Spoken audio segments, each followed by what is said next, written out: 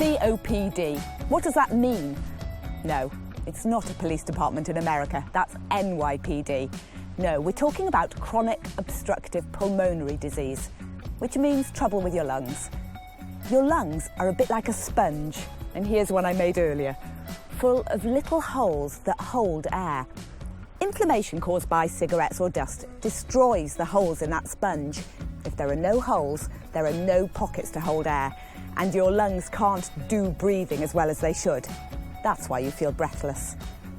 This attack on your health can sometimes mean that you also wheeze and might lose weight. Your lungs work overtime to produce fluid to try and stop the inflammation. They make white or pale yellow phlegm or mucus that you might cough up. The good news is that if you can take charge of your health as soon as you realise what's happening to you, then your lungs can repair themselves. If things have gone a bit far, but you're determined to take control of your health, then the good news is you can make significant improvements.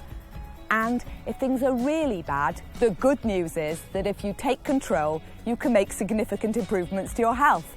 See where I'm heading?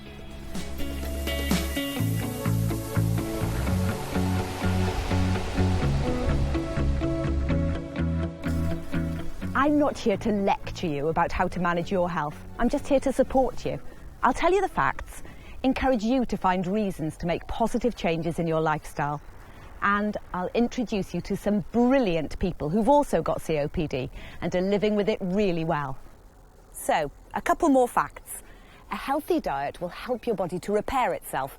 You know the drill. Fruit and veg, low fat, low sugar, low salt foods with plenty of fibre. The same advice that all of us get for a healthy life. Exercise might feel scary because it can be hard to breathe, but anything you can do to get your body moving is going to help you feel better and build up your strength. Your heart and lungs are trying to carry oxygen around your body. When it's low, it puts extra strain on your heart. If you're even a tiny bit fitter, it improves the way the body uses that available oxygen. So as your body works more efficiently, you'll become less breathless and your risk of heart attack will go down. So there's every reason to start moving again.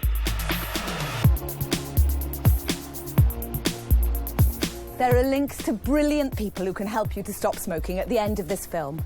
I don't underestimate how hard it can be to quit, but with the right support, you are 40% more likely to succeed.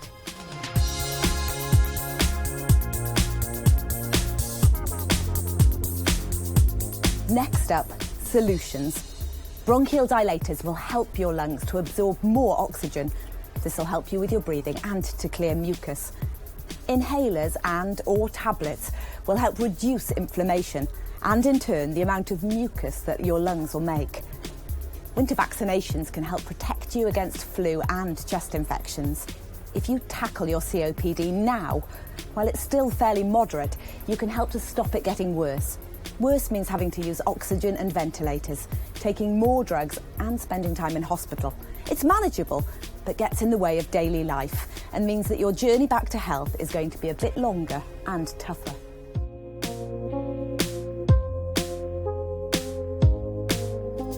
I'm sure that's enough from me for today. When you next hear from me, I'll introduce you to someone who has experience of COPD and found ways to deal with it.